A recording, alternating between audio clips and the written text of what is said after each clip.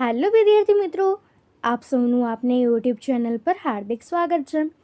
તો આજે હું તમારા માટે લઈને આવી ગઈ છું ધોરણ 10 વિષય ઇંગ્લિશ યુનિટ 1 અગેન્સ્ટ ધ ઓડ્સના વોકેબ્લરીની સંપૂર્ણ સમજૂતી, તે પણ આપણી નવી બુક પ્રમાણે. તે પહેલાં તમે જો આપણી ચેનલને લાઇક અને સબસ્ક્રાઈબ ન કરી હોય તો તે જરૂરથી કરી દેજો. તો ચાલો આપણે આ તમામ પ્રશ્નોના ઉત્તરોની સમજૂતી મેળવીએ. તો અહીં આપણા વોકેબ્લરીનો ફર્સ્ટ ક્વેશ્ચન છે, in the group of 4 words 2 words R either synonym and antonyms. અહીંયા આપણને 4 વર્ડ્સ આપ્યા છે, તેમાંથી કોઈ બે વર્ડ એ કાં તો એકબીજાના સમાનાર્થી હોઈ શકે કાં તો વિરોધાર્થી હોઈ શકે. સર્કલ ધીસ વર્ડ્સ, આપણે એવા વર્ડ્સ સર્કલ કરવાના છે. Then circle if they are synonym, ત્યારબાદ જો એ એકબીજાના સમાનાર્થી હોય તો આપણે એસ પર સર્કલ કરવાનું છે. And A if they R antonyms, અને એ પર સર્કલ કરવાનું છે જો એકબીજાના એન્ટોનિમ્સ હોય. તો અહીં આપણને ફર્સ્ટ આપ્યા છે ડેન્સિટી, મેરિટ, પેનલ અને ફેટ. તો એમાંથી આપણું જે વર્ડ છે ડેન્સિટી અને ફેટ એ એકબીજાના સિનોનિમ થશે. ત્યારબાદ રૂરલ, અર્બન, માઇક્રો અને સોશિયલ. તો જે રૂરલ અને અર્બન છે એ એકબીજાના એન્ટોનિમ થશે. થર્ડ છે સ્ટર્ડી, વીકલી, સ્ટ્રોંગ અને બર્નિંગ. તો અહીંયા જે સ્ટર્ડી અને સ્ટ્રોંગ જે છે એ આપણા સિનોનિમ થશે. ફોર્થ છે ડિઝાયર, ડિમાન્ડ, રીઝન અને વિશ. તો અહીં જે ડિઝાયર અને વિશ છે એ એકબીજાના સિનોનિમ થશે. ફિફ્થ છે ચીપ, સોલર, કોસ્ટલી અને સોર્ચિંગ. તો એ થશે ચીપ અને કોસ્ટલી, જે એકબીજાના એન્થોનિમ છે. ત્યારબાદ સિક્સ્થ છે બેનિફિટ, ડિસએડવાન્ટેજ, બીકમ અને સ્પેસ. તો અહીંયા જે બેનિફિટ અને ડિસએડવાન્ટેજ છે એ એકબીજાના એન્થોનિમ થશે. ત્યારબાદ સેવન્થમાં છે રિસોલ્યુશન, ડિટર્મિનેશન, ડિસિશન અને ક્રાફ્ટ. તો અહીંયા જે રિસોલ્યુશન અને ડિટર્મિનેશન છે એ એકબીજાના સિનોનિમ થશે.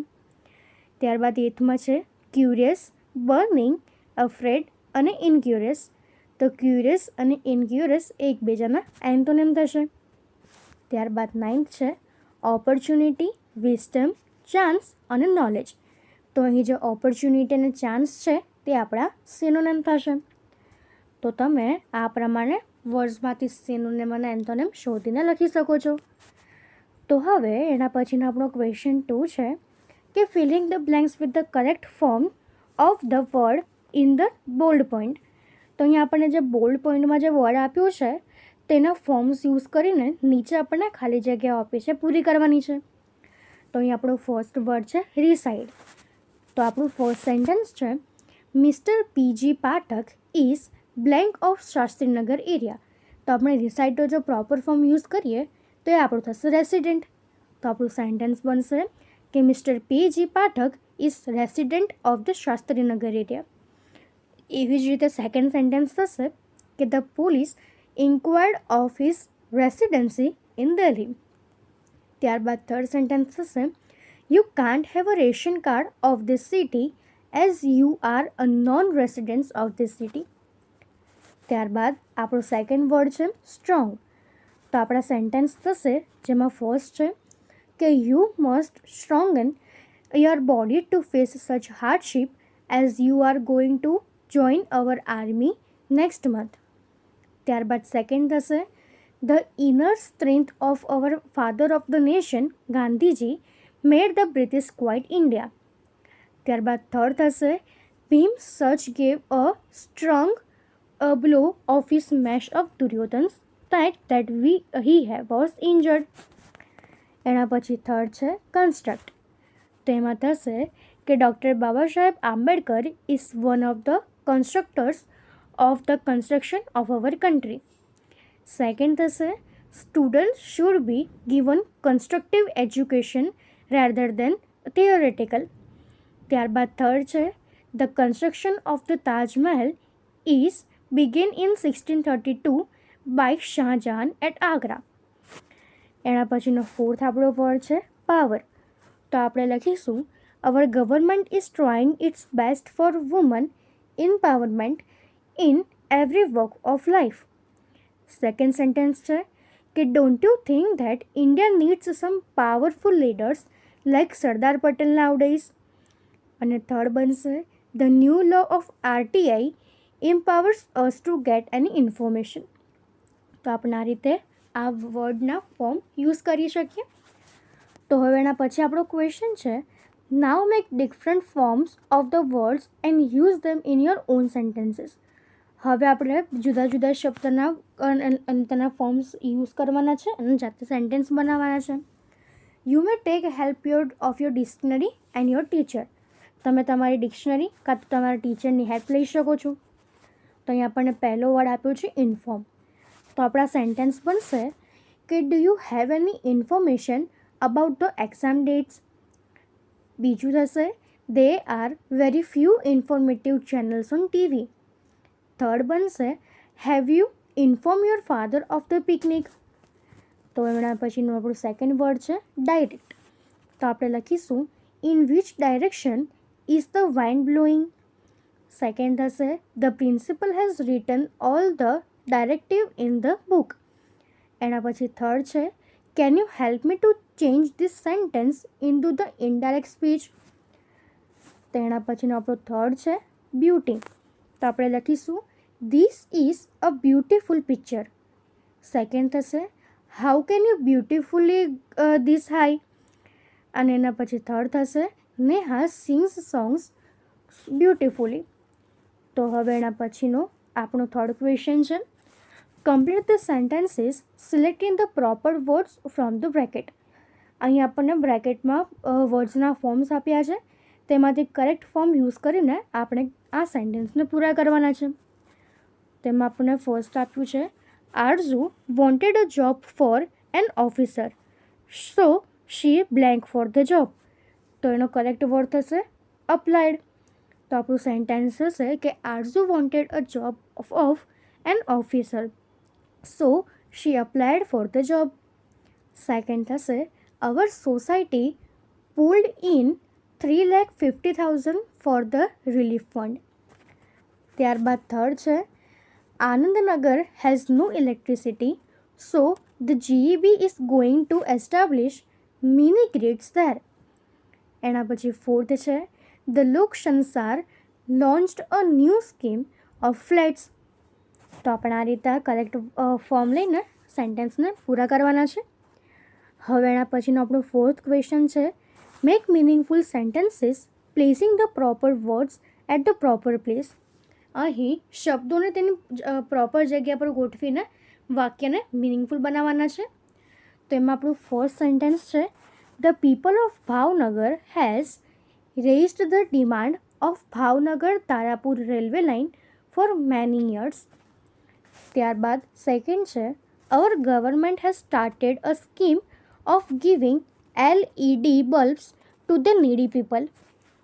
ત્યારબાદ થર્ડ છે very soon the Gujarat government will recruit about 45,000 persons in various administrative departments.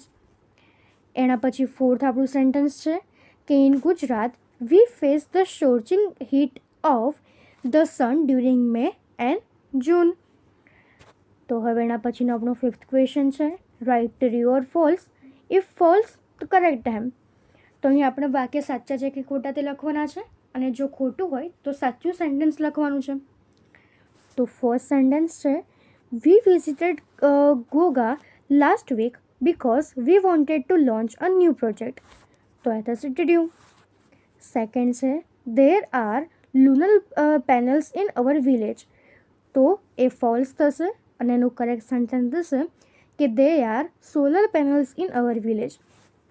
ત્યારબાદ થર્ડ છે solar power is a smokeful source of light. તો એ આપણું રોંગ થશે. તો આપણું રાઇટ સેન્ટેન્સ થશે કે solar power is a smokeless source of light. એના પછીનો ફોર્થ છે in recent times most people use fluorescent lamps to save electricity.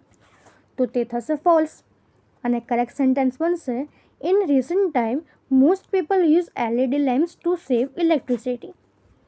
એના પછીનો ફિફ્થ છે most of our women squandered then time in watching TV serial or family drama?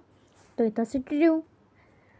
તો એના પછીનો આપણો 6th ક્વેશ્ચન છે, rearrange the order of the letters of the words in the bracket to make the sentence મિનિંગફુલી. અહીંયા આપણને બ્રેકેટમાં વર્ડ્સના જે letters છે એ આડાવડી આપ્યા છે, તેને આપણે અરેન્જ કરીને આ વાક્યને મિનિંગફુલ બનાવવાનું છે. તો અહીં આપણું પહેલું વાક્ય છે, the blank of this region is humid. તો આપણને અહીંયા કૌંસમાં આપ્યું છે METALIC. તો આપણે એને અરેન્જ કરીને આપણું વર્ડ બનશે ક્લાઇમેટ, CLIMATE. તો આપણું સેન્ટેન્સ બનશે, the climate of this region is humid, so being an asthma patient you can't stay here. એના પછી સેકન્ડ છે, ડૉક્ટર બત્રાસ UNCLOSE. તો એની જગ્યાએ આપણું વર્ડ બનશે કાઉન્સિલ, COUNSEL.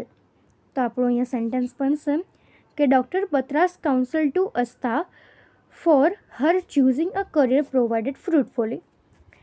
એના પછીનો થર્ડ છે, ઇટ વોઝ દશરથ્સ ડેસ્ટિની, એટલે એનું સ્પેલિંગ બનશે DESTINE, that he would die when none of his son was present there. એના પછી ફોર્થ થશે, mister Khan is a resident RESIDENT of this society, so he must pay the maintenance charges. એના પછીનું fifth છે કે Brinda's desire, જેનો spelling થશે DESIRE, to educate her daughter in an English medium school was fulfilled as they shifted to Vadodara from a small village. Sixth થશે, they have signed SIGNED the contract, so it's a bit late to change their minds now. તો આપણે આ પ્રમાણે આ વર્ડ્સનો ગોઠવીને લખીશું. એના પછીનો હવે આપણું 7th ક્વેશ્ચન છે, select the proper words and filling the blanks to make meaningful sentences. અહીં આપણે કરેક્ટ વર્ડ્સને ચૂઝ કરવાના છે અને યોગ્ય જગ્યાએ મૂકવાના છે અને ખાલી જગ્યા પૂરવાની છે, જેથી આપણા વાક્ય મિનિંગફુલ થાય. તો અહીં આપણને આપ્યું છે કે Sudha Murthy found that Hanumanthappa was a brilliant boy, but unfortunately he was not able to study further because of his poverty. She wanted to contribute in his study.